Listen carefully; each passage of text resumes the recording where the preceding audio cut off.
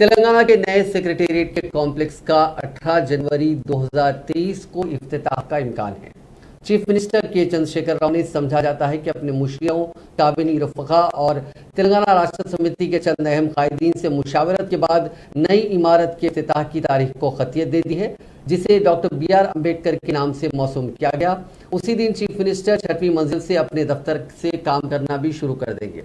हुसैन सागर के करीब ज़ेर तामीर इमारत के काम अपने ख़तई मरहले में है और इम्कान है कि ये तमाम काम संक्रांति जो कि 14 जनवरी को आने वाली है उस वक्त तक मुकम्मल कर लिए जाएंगे। 7 लाख मुरब्बा फीट के इलाके में 7 मंजिला इमारत तामीर की जा रही है, जो तमाम असरी सहूलतों से आरास्ता है।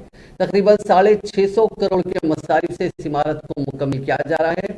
2 दिन कबल ही वजीर इमारत और शवारे वी प्रशांत रेड्डी ने अचानक दौरा करते हुए जारिया कामों में पेशरफ्त का जायजा लिया और तामीरी एजेंसी के नुमाइंदों और वर्करों को हिदायत दी कि चीफ मिनिस्टर ने जो डेडलाइन मुकर्रर की है उस वक्त तक ये काम मुकम्मल कर लिया जाए।